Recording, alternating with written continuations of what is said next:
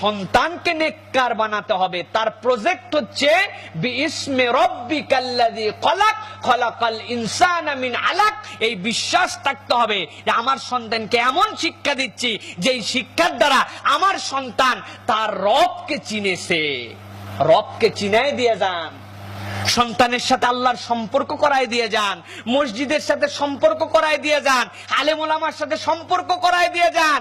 এটা ছাড়া আপনি তাকে যত বিদ্বান বানায় যান, বিশ্বাস করেন এই সন্তান আপনার জন্য বুমেরাং হতে পারে। খবরে যায় মনে হতে পারে আরে আরে অ্যাকাউন্টে আমার সওয়াব না আসুক, গুনাহ না আসলেও তো হইতো। এই সন্তান মরে না কেন?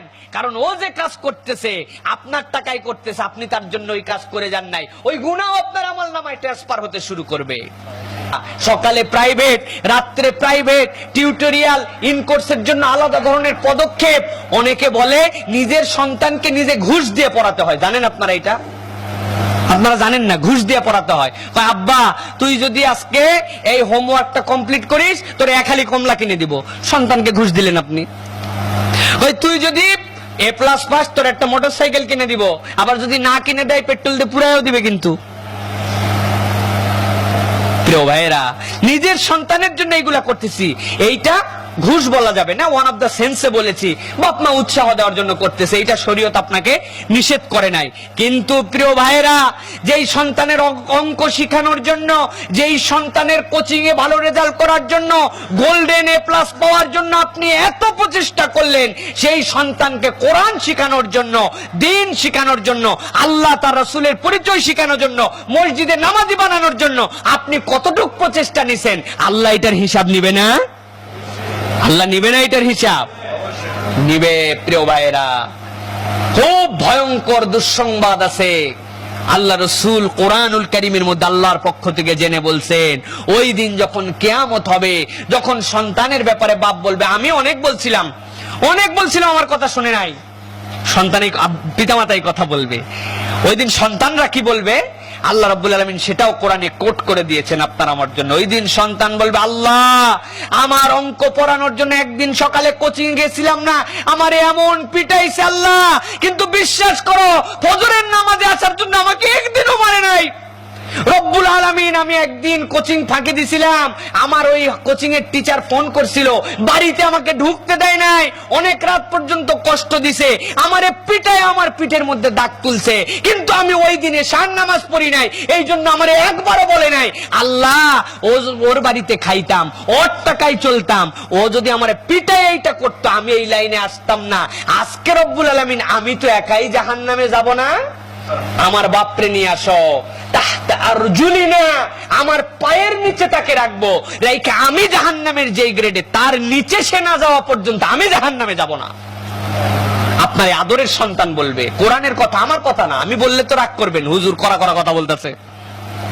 প্রিয় ভাইরা, এই জন্য মেহেরবানি করে যাদের কচি বাচ্চা কাচ্চা আছে, যাদের বাচ্চা বড় হচ্ছে, মধ্যবয়স্ক হয়েছে, কোরআন শিখান, বাধ্যতামূলক কোরআন শিখান, নামাজ পড়তে বাধ্য করেন।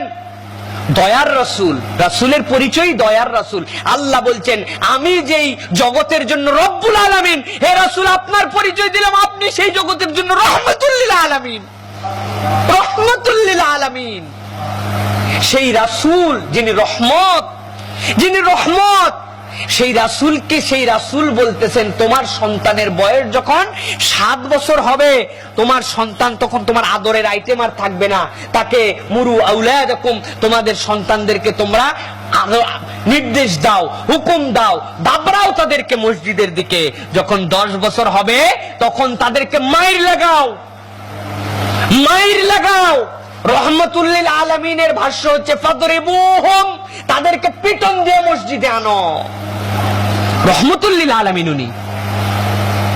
প্রিয় ভাইরা, সেই রহমাতুল লিল আলামিনের নির্দেশ এইটা, তাহলে তিনি কত কঠিন ভাবে, কারণ এইটা হচ্ছে শিশু, এ হচ্ছে কাঁচা কঞ্চি, এখন নরম মাটি, এখন আপনি একে এখন যা শিখাবেন ও তাই শিখবে।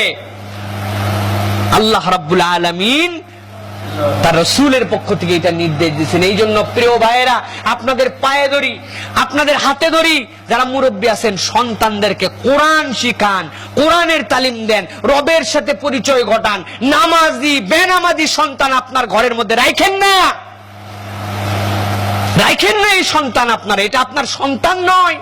নূহ আলাইহিস সালাম যখন বললেন ইন্না হে আল্লাহ, এটা হচ্ছে আমার পরিবার, ইন্না আহলি ইন্নাহু লাইসা মিন আহলিক, আমি রব্বুল আলামিন বললাম সে তোমার ঔরসে, তোমার প্রজনন দ্বারা তোমার স্ত্রীর গর্ভের সন্তান, কিন্তু অবশ্যই এটা তোমার পরিবার নয়।